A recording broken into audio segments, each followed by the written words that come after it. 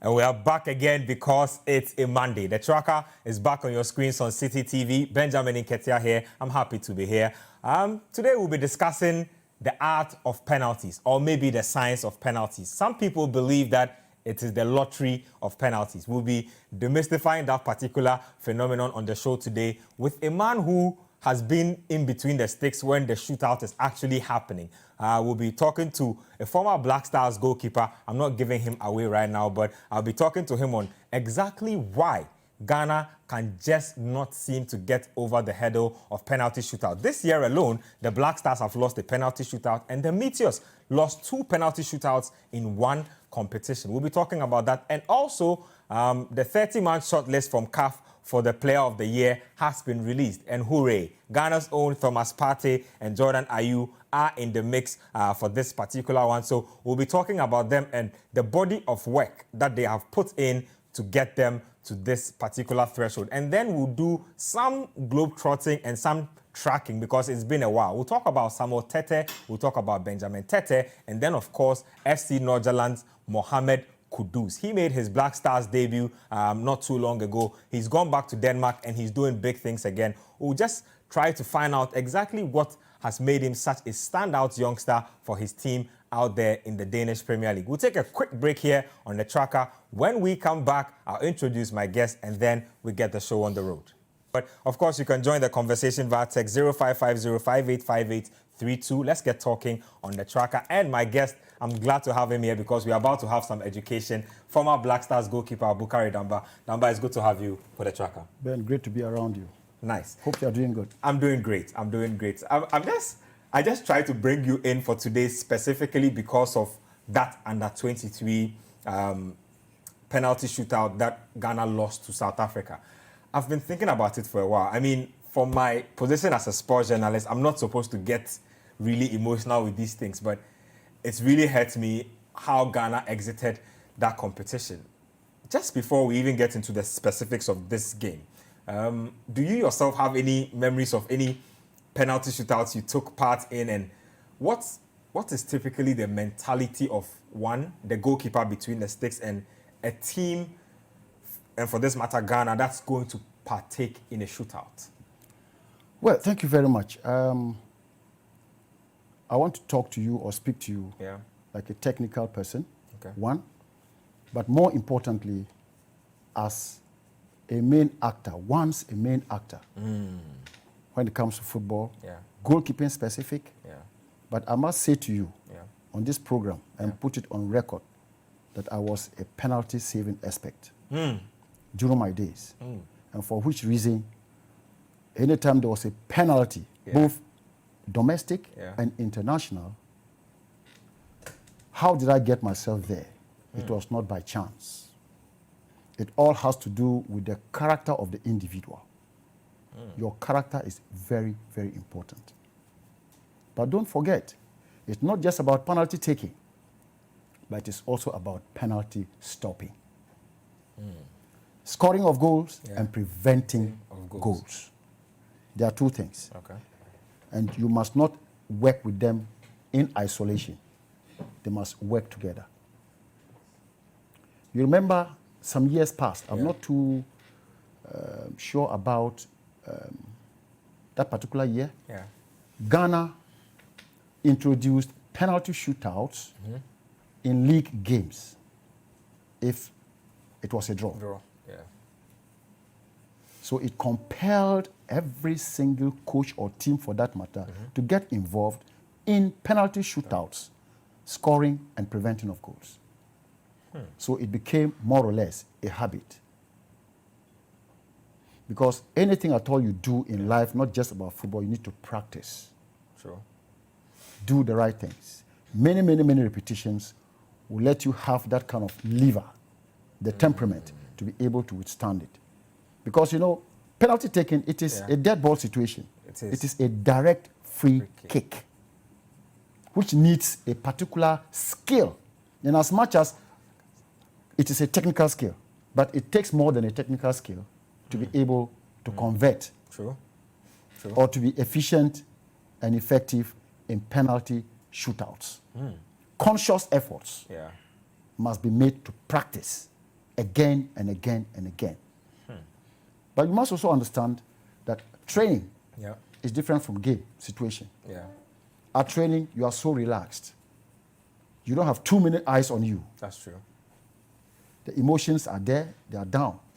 But in real game situations where the responsibility dawns on you to deliver, that is where we find ourselves wanting.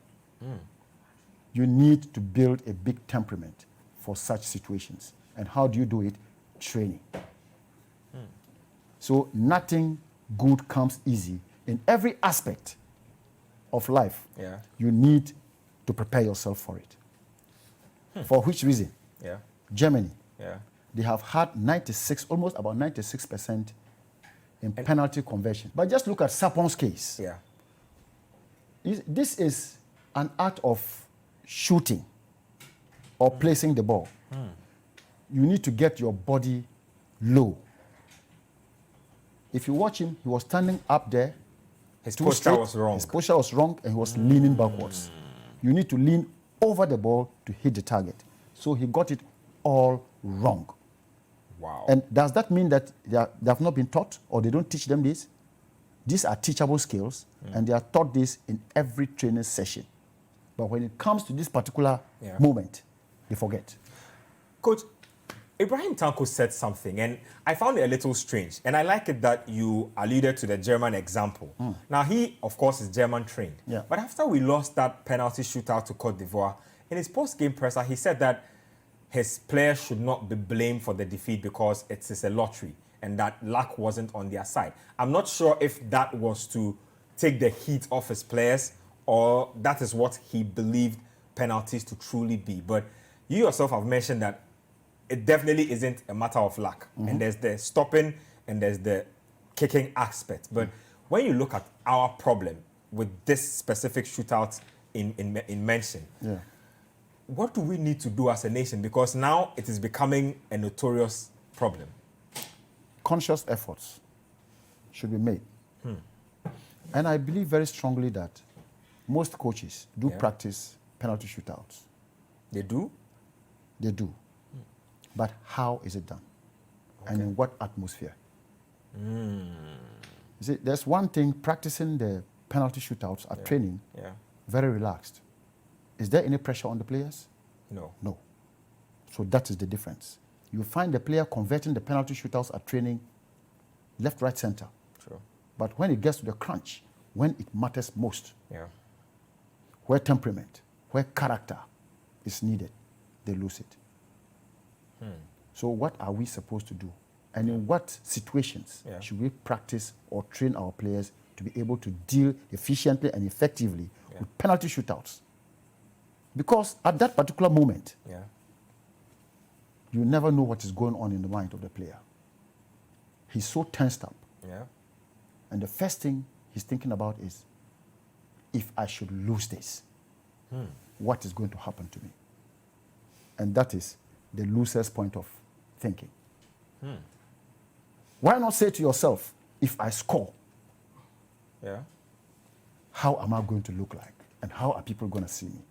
But the moment you look at it from the loser's angle, then you have a problem. So for which reason we need to conscientize our players. We need to take them through. Let us not pretend and so there's and a stage one of psychology. Everything. You need to do it. Even at training.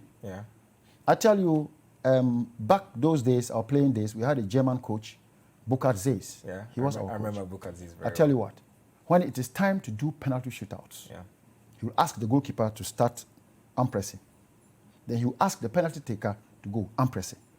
He will count 1, 2, 3, up to 10. Then ask you, you get up, split second, take the shot. Why is he doing that? He wants you to have pressure, and amidst pressure, how are you able to still keep your focus? And these are some of the things that you need to adopt to be able to do this. But that notwithstanding, some of the top class players in the world, best players, do lose penalties. They miss it. They miss. But how many times do they miss? That's the honest truth. Maybe 1 out of 10. So it all has to deal with your character and your temperament. Sometimes if you watch some of these players take penalty shootouts, shots, you feel very sad. You look at the demeanor of the player. Like Sapong, for instance. Look at the demeanor of the player, and you ask yourself, is he ready? Is he a professional? But in a situation like that, what do you do as a coach? Because you are presented with a pressure situation, and then you have to make a split-second decision between which of your players you think is good enough. Because in the case of Sapong... But I'll tell you what, it is not split-second decision. Because you always have an appointment with your players before the game. That's true. That's true. Situationally, when this happens, this is how we go about it. Procedurally, I do agree that sometimes situationally, you can get your players out of the pitch, bookable offenses due to injury, but do you always have a plan B? Yes, the coach always has a plan B. That's a fact of the matter. And sometimes you do have players, like we just watched this motivational video, Ronaldo, addressing everybody. It is not every player who can do that. Wow. Never. You mean it is hard for individual players to address their own teammates? Yes. Wow. You cannot find those words. Because listening to it, I felt as if I was right there when he was speaking. But I'm in the studio and I'm listening to this. So these are all teachable skills. And we need to agree that we have to work towards it. Penalty stopping. I was a goalkeeper. We are taught, and that is the fourth law of goalkeeping, and we are taught that always react, don't anticipate. Okay. And that is a situational talk. They say react. Don't anticipate. Don't try to play guesswork with where the kicker is going. But that notwithstanding, the goalkeeper will study every single player when the game is ongoing. He knows the strongest foot of the player. No, these are some of the things that we need to let our goalkeepers and whoever know. It is serious business. It's about roles and responsibilities.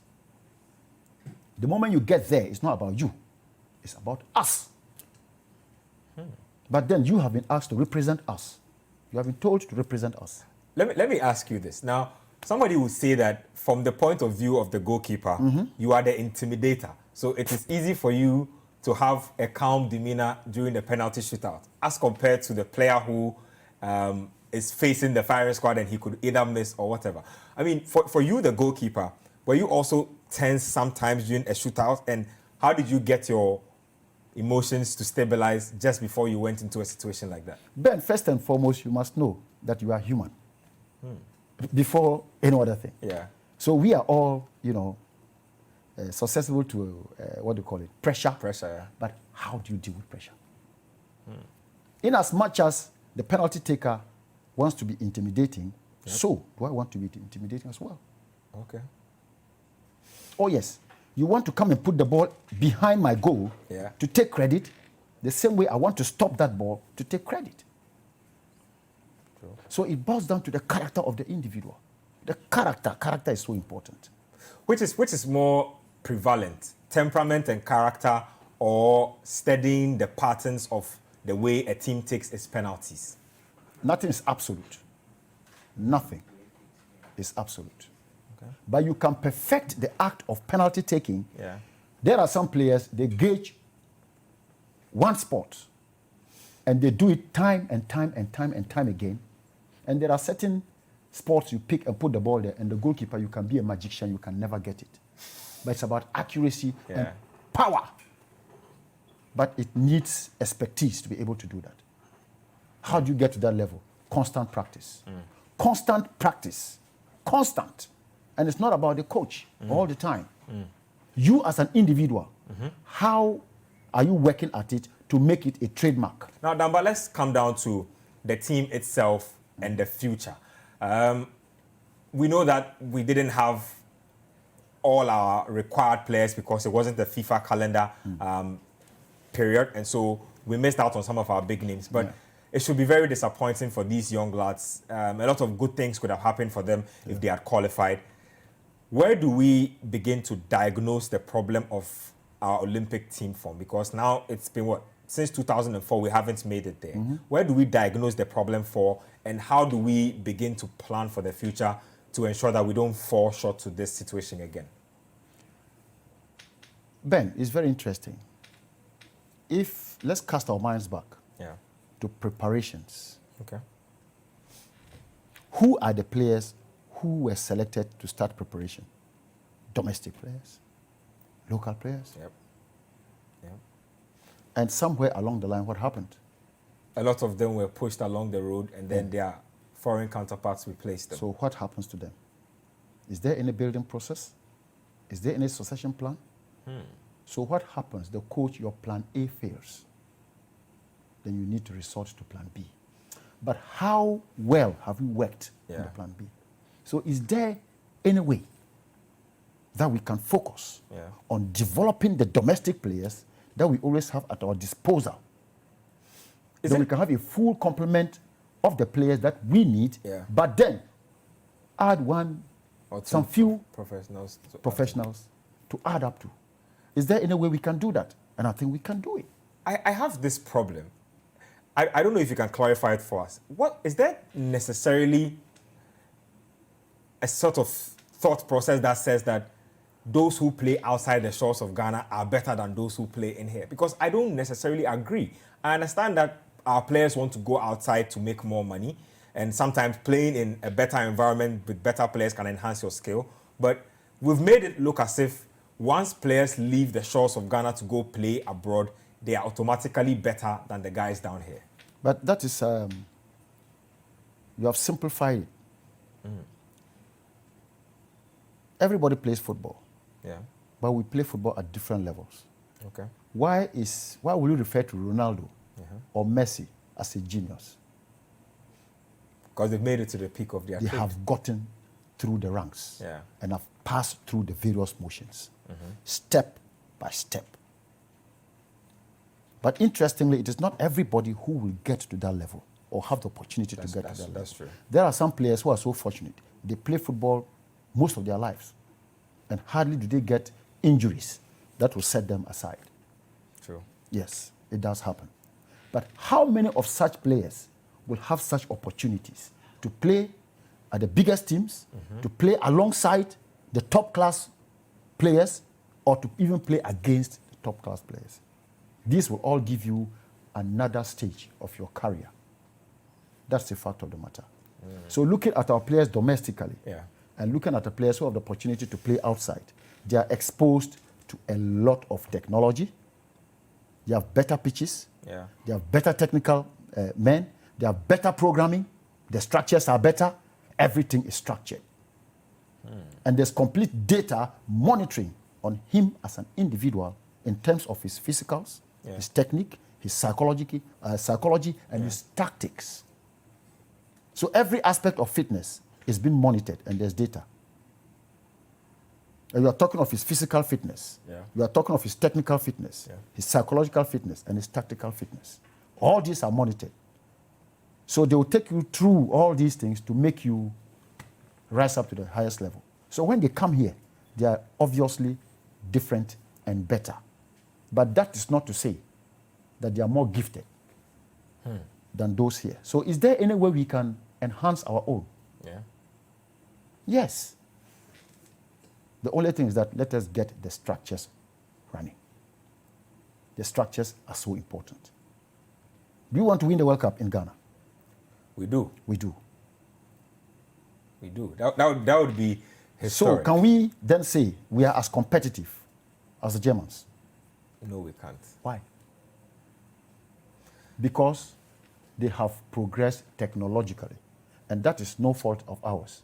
But is there any way we can also meet up? Yes.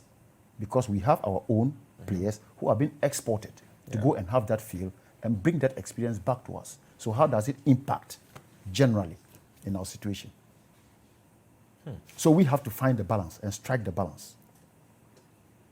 And the best thing to do that is to send our technicians out there to learn, to build on their capacities and feel adequate enough to be able to take up responsibilities. Because if I say I am the national team coach, Yep. and I need to be as competitive as the German national coach, the Portuguese national coach, the Spanish national coach, the Dutch national coach, I need to be as competitive. It's very important because we are dealing with the same operatives, the same players. Final word on the Meteors. Talk to me about Ibrahim Tanko. Now, there are those who say that he was given 2 lifelines and has failed. Nobody's necessarily calling for his head, but his position has come under intense scrutiny. What's the way forward for him? And again, what is the way forward for this under-23 team after this Tokyo failure? Ben, I don't envy Coach Ibrahim Tanko one bit. I don't. I don't. Neither do I underestimate his abilities and his capabilities. Fantastic human being and a great professional by all standards. Yeah. I must say. His demeanor could be deceptive, but he's a man who pays attention to details so far as his work is concerned. He might not be the erratic type, but he will try to get the job done. Analytically, I think he's one of the best technicians that we have. Even in the situation of not having at his disposal the best of his players. The best of his players, who he had already prepared ahead of the tournament. He still had to make do with the players that he had. And look at him. First half, second half. What are the differences? What do you always see? I mean, our teams performed better in the second half. Why? Simply because he is able to deal with the challenges of his team and find an antidote to the opponent. And this is the mark of a good coach. For which reason I said I don't envy him at all. Coach Tanko is one of the best coaches that we have in our system. But how can we make the best out of him? For which reason I stated earlier on that is there any way we can build domestically a strong potential Black Stars team with the age category? Yes, there's a way we can do it. So consciously, let us finance it. Let us throw our weight and give the priority. Then we'll see what will happen. What is your thought about the Ivorian team that we played against? They were a delight to watch. Strong, tactically disciplined, technically sound. Did it come just by chance? This is something they had done over the period. What is it that we are not doing right? For which reason I said the structures should be gotten right. Let us make conscious efforts. Let us have what we call a succession plan. From 1, you get to 2, and systematically we'll grow into it. So that's some advice for the handlers of the under-23 team, which is the Olympic team. They have missed out on the Tokyo 2020 Olympic Games. It's a chance to re-examine everything that has gone on and then try to plug in the holes of the things that couldn't be done right. Let's take a quick break here on the tracker. When we come back, we'll be delving into that 30-man CAF shortlist. We'll be talking about Ghana's own Thomas Partey and Jordan Ayew. They have put in some good work over the past couple of months, and as a result, are seeing their work rewarded with a nomination. Now, we'll talk about a few of our Ghanaian lads who are also doing well out there. Mohamed Kudus, Samuel Tete. He's become a little bit of a forgotten force since he suffered his ACL injury. And then Benjamin Tete. They are not brothers, though, but very good friends. He also plays his football these days for Sparta Prague. We'll touch on them today before we run out of here on the tracker. Stay with us. We'll be right back.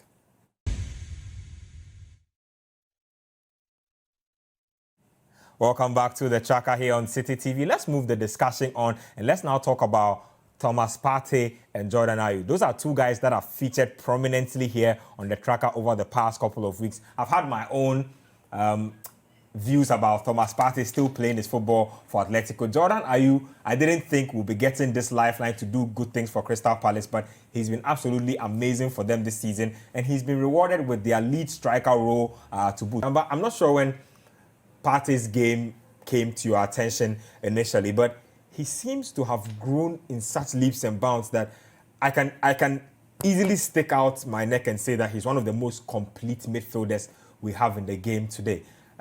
For where you stand, how do you grade him, and does he even have a few levels more to which he can develop? Well, it takes an individual, Yeah. to get there. And you need to believe, one, in yourself. Okay. And number two, you need to have a coach or a technician who will believe in you and give you the opportunity to be able to deliver. That's true. And it takes you to convince whoever is in charge to give you the opportunity. Okay. Thomas Partey, we all know, is the shy type. But when it comes Very to football, quiet, reclined. very well. Yeah. But when it comes to his job, he's very disciplined and very focused. Sure.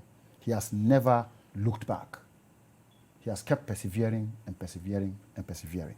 So for me, I think for club and country, this has been a very effective, very efficient and consistent individual.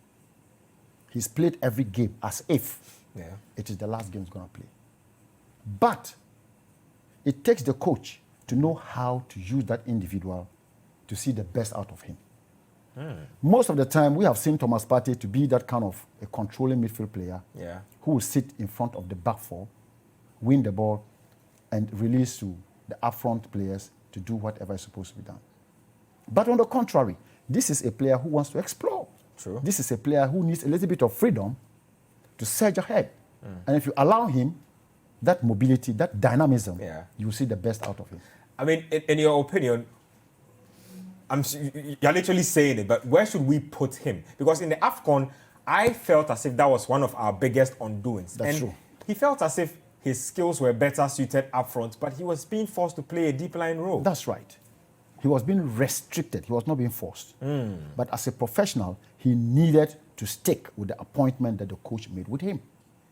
You have been given roles to play. Stick and stay and play those roles. How do you, as a player, sometimes disagree with your coach? Sort of when you think that, coach, and I respect your expertise, but I feel as if playing me here will make more sense for the team and I will be better suited to playing there. I tell you what, that's for which reason you need to have a good coach-player relationship. It's not about disagreeing with your coach, but it's about agreeing with your coach. You can have a proper discussion. Coaches have 1v1 discussions with their players. True. And the coach will choose to play you in a very unusual position or an unfamiliar position or an uncomfortable position because of the strengths and weaknesses of his team or the strengths and weaknesses of the opponent. The coach believes in you and he says, you know what? An example I'll give, South African game. Duncan, we all know. We all know where he plays. True. But he was deployed to play where? On the left-hand side. On the left side. Why? I tell you what, because Percy Tau is the game boy of South Africa. Percy Tau loves to operate. Even though left-footed, he loves to operate from the right-hand side. True. He's able to cut in and cause the trouble. Coach says to Duncan, you know what? It might be uncomfortable for you, but just do the job for me and for your team. Don't play too much football. But I want to see the off-the-ball actions. Don't allow Percy Tau to operate within his what? His comfort zone. So how many times do we see Duncan touch the ball? So we're judging Duncan according to his abilities. But forgetting that he was given specific role to play. Uncomfortable as it may be, he did the job. That's true. So sometimes, yes, it is difficult like that. But other times, the coach, you can have a discussion. Coach, you know what? Let's try this way. It will work. Okay, you want me to do extra work? Okay. I will stick to what you want me to do, but when my team has the ball, allow me to go forward. When we lose the ball, I will come back. You give that assurance to your coach. Your coach says, good to go. But then, if it doesn't go well, I hold you responsible.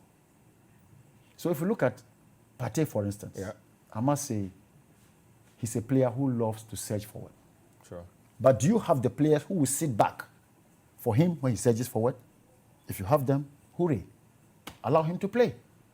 And I think that is how he feels very comfortable to operate, and everybody will love to see him play in that role. And he loves to play in that role himself. Yeah. Let's talk about Jordan Ayew now. And look, if somebody had told me that Jordan would become the guy he's become over the last 2.5 years, I wouldn't have believed it. There was a time where Ghanaians appeared fed up with him and were ready to let him go. I dare say now that he's the most legitimate heir to Asamoah Gyan. I don't know if you agree. If not better. If not better. Why do you say Jordan so? Ayew can be used in multiple functionalities. He is a ball player. You can use Jordan Ayew as a number 10, typical number 10, who will play right behind the lead striker. And you can use him as a lead striker. Watch how he plays when he comes to the national team. And how does he play when he's playing with his club side. It's because of the type of players and the quality of players around him in his club side, which allows the coach to use him in a particular way. Because if you watch him in his club side, he does not stay too long on the ball. He does not come too deep as he does for the Black Stars. In fact, with the Black Stars, he spends a lot of time on the left wing. That's right. And he keeps veering from one area to the other. Sometimes he falls as deep as to the center line, even deeper, receive the ball, and he keeps hanging too long on the ball. But it's because he's comfortable and he feels like playing that way. But sometimes it comes with rules. In the middle of the pitch, how many times do you touch the ball? How long do you stay on the ball? Where must you get yourself to for finishing, so as to conserve energy, to be very proactive when it comes to the needful? That is, being at the appealing areas of the opponent. These things are all very important because the striker needs to conserve some energy to be able to use it maximally in the goal area. But if you come too deep, you are involved with play, you exhaust yourself. But when it matters most, you are not able to deliver at the highest level. So you can always excuse Jordan for these, small challenges. But as you mentioned earlier on, this guy has grown. He has grown over the period. He's become a better player, very confident on the ball, very strong on the feet. He hardly loses the ball to the opponent unless he's fouled. This tells you that the individual, he has worked on himself as an individual, and now he's a proper team player and can fit in any team. So I'm so proud and very happy for him. Quick one though. I'm sure that Mane will be favorite to win this African Player of the Year award, but what can Jordan possibly add to his game to perhaps aspire to make it to that level quickly? Mane and Jordan are two different players. Mane is the explosive type. In terms of explosivity, Mane is way ahead, and that is his style. And also a very technical player. And a real goal poacher. He's always sniffing. Jordan has all these qualities. But how come Mane stands taller? Because of the level that he plays. One. And the type of goals that he scores. Watch Mane most of the time. He's a real team player and has very few touches on the ball. Sometimes they look at your efficiency and your effectiveness in front of the goal. So these are two different players. Let's move the conversation on quickly because we don't have a lot of time. One guy who seems to have been forgotten in our player system, we are moving away from the CAF Awards, it's Samuel Tete. He plays his football in Austria these days for Lask Linz, and he came on from the bench to score a goal. He's one of those guys who was introduced by Kwesi Appiah, very skillful player. In fact, he was brought in by Avram Grant when Kwesi Appiah was assistant. He suffered an ACL injury, and he appears to have become a forgotten force. It's not as if it appears, but his situation has called for it. He's injured. He was injured. Yeah. And he had to go through. And I tell you, this ACL issue, not all players get that injury and come out of it. It could be career ending. Yes. And it could slow you down and make you inefficient. So I'm happy for him that he's come back. But it has to take him time to get back to his element. Yeah. And I believe with hard work, consistency and perseverance, he will come back. But it depends on how he as an individual is able to handle this. Let's also talk about Mohamed Kudus. Now, he played football on the streets of Nima, went to Right to Dream. These days, he's working under Masoud Didi Dramani at FC Nordsjælland. After his debut goal for Ghana, he said something that made me really happy. He said that it's not about making your debut or scoring a goal, but now the real hard work begins if he wants to remain in the team. How big can this young man be for us as a national team? He can be as big as he wants to be. It is in his own hand. He's been given this opportunity at this age, very young. So how is he able to deal with it? Is it going to get into his head? Then he will say to himself, now I have the opportunity to play alongside the Dede Ayus, the Jordans, the Parties. I am also a big boy. If he begins to think like that, then it is doomsday for him. But if he knows that, yes, I need the guidance of these top class players to get to my own level, he must remember that he is still in the learning curve. Yeah, he is. Very young. And I'm happy for him. His demeanor, his character says it all. He came and scored his debut goal. Yeah. He only came in for about 10 minutes, I guess. True. How many touches did he have on the ball before he scored? True. So sometimes it just works well for you. But how many times will it work well for you? When the going is so smooth, like in the South Africa Black Stars game. Yeah. Black Stars was on top of the game. So it was easier to fit into it. But when the going is tough, how will you adjust to it? So let us hope that he will be this time. He will give him many more opportunities. Then I think the future is very, very bright for him. Another youngster, just to conclude the discussion, is Benjamin Tete. He also played in the junior ranks a while ago. I'm very passionate about him because we don't seem to be blessed with a lot of strikers his size in our national teams. He has also bounced around a little. He's playing in the rougher parts of Europe, Czech Republic a little. He's gone on loan to some of the more obscure leagues. For a young striker like that, what should he be aspiring to? Also, he's also falling off the national radar a little. How does he work to get himself back into contention, and how does he also develop his skills as a striker going forward? You just mentioned that he's playing. Where does he find himself playing? The rough side. Yeah, Sparta Prague these days. That is where he will build on his capacity. He will have to build on his capacity. Brighten the corner where you are is very important. And I think it's an opportunity for him as well. Yeah. He's a big boy. He's a big lad with big muscles. Do we like such strikers in our team, though? Yes, we do. We do. Because certain times, the coach will choose to use a big lad who is very good in the air, a big lad who can hold onto the ball, use his physique to hold onto the ball, to intimidate the defense. Sometimes we need them. So I think that he's somebody that we have to keep an eye on. We should keep encouraging him. Once in a while, we give him the call-up until he matures into it. Then I think it is good to go. But he's a potential striker for Ghana. But let us keep monitoring him. He should keep working hard. Then we should keep giving him the opportunity. Well, Damba, it's been fantastic speaking to you. I've loved the education as always. I hope that we can bring you back some other time. It's a pleasure, man. You're a very busy guy, but I'm telling my viewers so that if you don't come, they know why. We'll bring you in some other time for more education. So you heard Abukari Damba. They're giving us a breakdown of what it is to be the man between the sticks as far as penalties are concerned, touching on our youngsters and also what we need to do going forward with our national and our 23 side. It's been absolutely amazing coming your way. Next week, same time, we'll come your way with the tracker. Keep watching Citi TV.